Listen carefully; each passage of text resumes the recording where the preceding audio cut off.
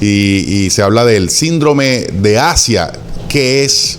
De verdad, ¿qué relación tiene con las prótesis mamarias? ¿Eso en qué afecta a la mujer? ¿Se cura, no se cura? Por supuesto, ¿cómo se puede evitar? Nosotros somos aquí periodistas, por eso la respuesta lo tienen los profesionales, y quiero darle la bienvenida a esta hora a Cristian Montes, médico cirujano plástico. ¿Cómo estás, Cristian?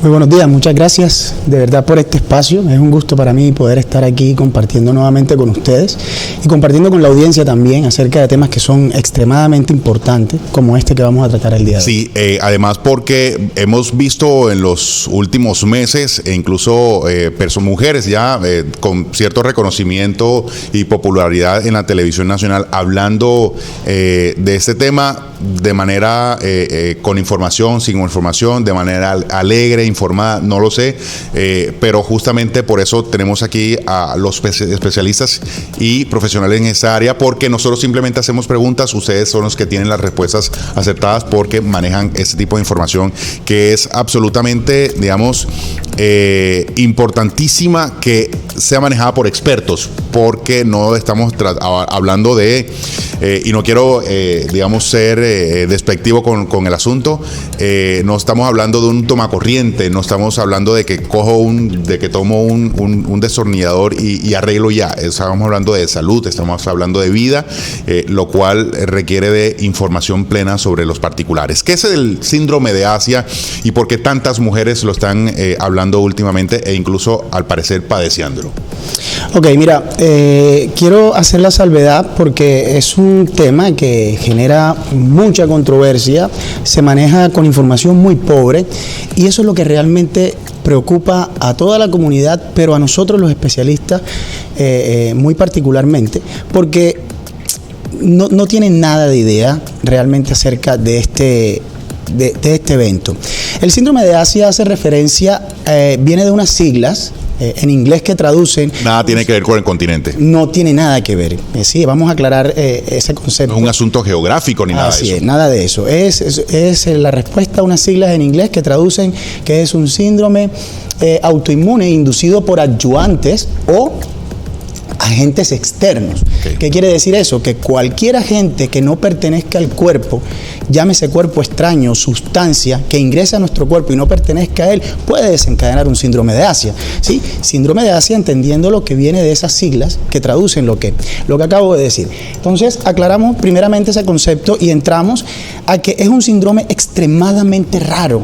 Sí, es algo muy, muy raro que incluso en este momento está en estudios, que no está catalogado ni siquiera científicamente como una enfermedad propiamente dicha. Entonces, desde 2011 más o menos se viene hablando de este tema por algunos científicos que están haciendo estudios un poco más avanzados a ver si llegan al final a una conclusión más científica y pueden diagnosticarlo bajo unos exámenes, porque en este momento el diagnóstico de esta entidad se hace puramente clínico, ¿sí? Pero la sintomatología bajo la cual se hace este diagnóstico es muy vaga, es muy generalizada, es decir, no es típica de la entidad como tal.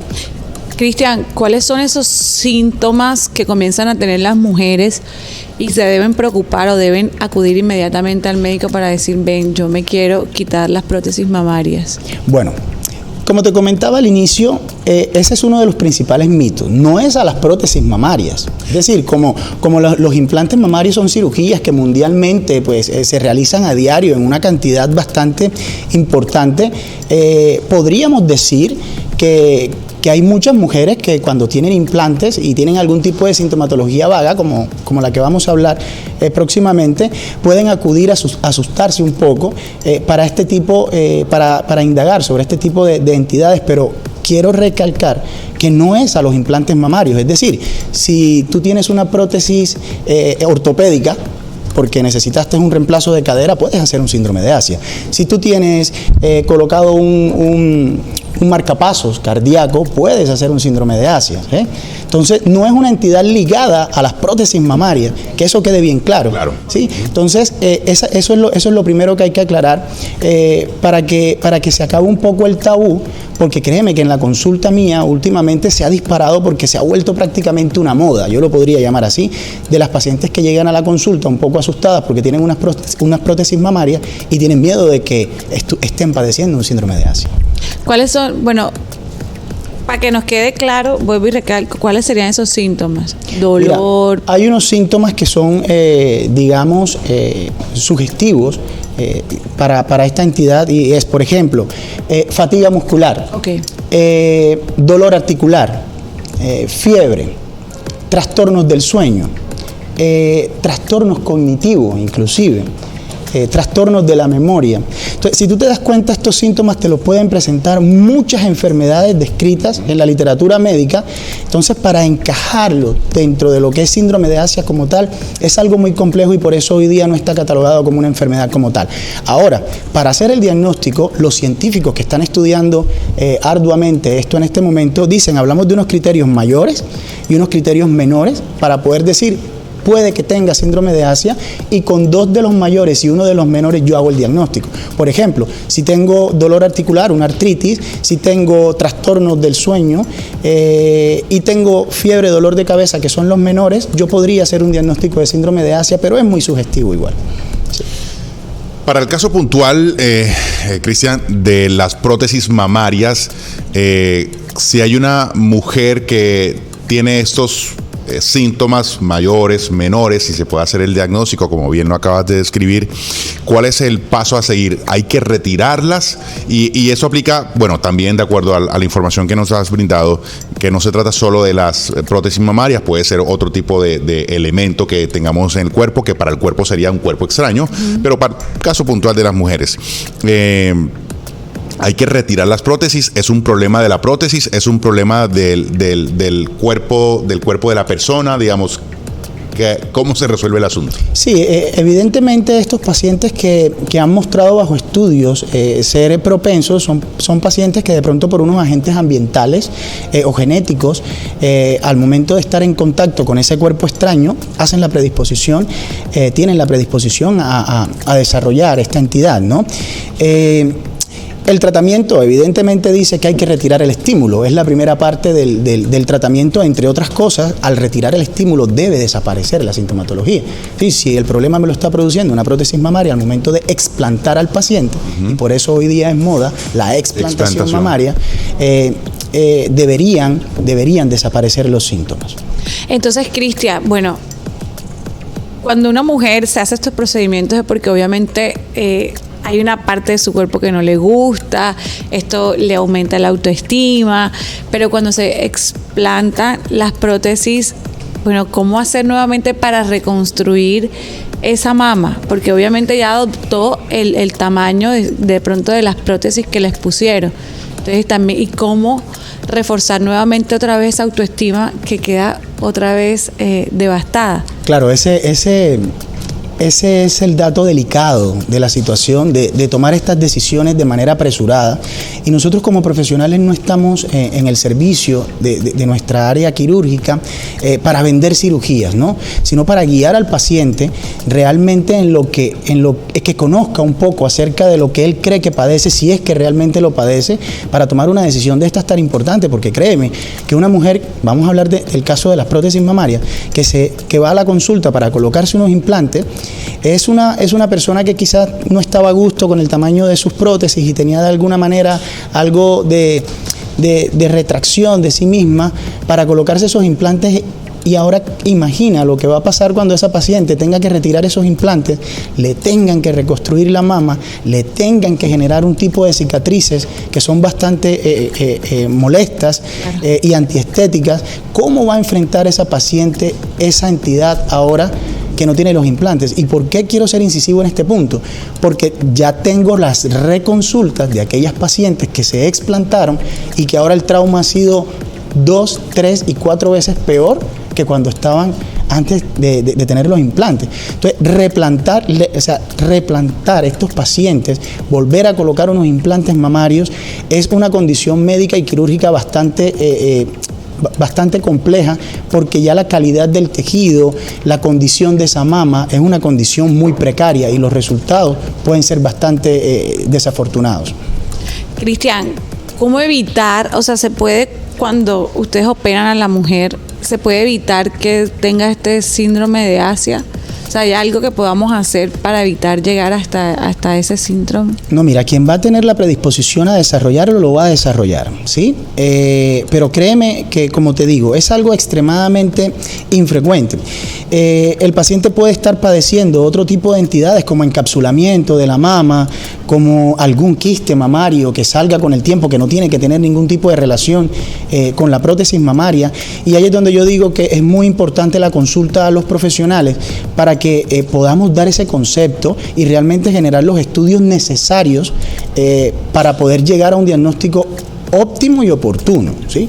Bueno, cuando la mujer tiene una mama que tiene poliquística, ¿se podría operar también? ¿Se podría colocar las prótesis? Sí, no tiene nada que ver. Igual, como ya lo hemos conversado en algunas otras intervenciones, los implantes mamarios tienen una ubicación detrás de la glándula mamaria o detrás del músculo pectoral y no tiene ningún tipo de complicaciones en caso de que la mujer tenga quistes en su mama. Sí, hablando de prótesis en mamas, también uno de los temas que uno escucha por ahí tiene que ver con la mujer lactante con prótesis o la mujer que tenga, digamos, que en un futuro tenga planeado ser mamá, gestar y que tenga pensado ponerse una prótesis. ¿Eso dificulta la producción láctea? No, de ninguna manera. Como lo estaba diciendo hace unos segundos,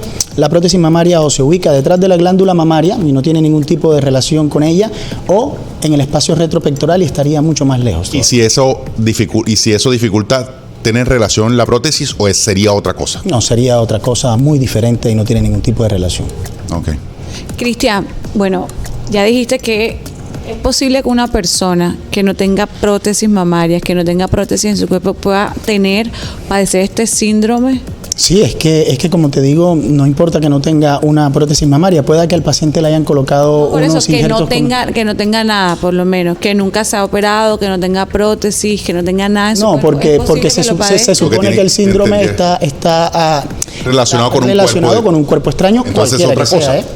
Es otra cosa. Ahora, hay que investigar. Mira, a mí me preocupa mucho porque es que estos pacientes se enfrascan un poco en el tema de las prótesis, de esto, y hay enfermedades que son mucho más graves, por ejemplo, el lupus, que son enfermedades autoinmunes,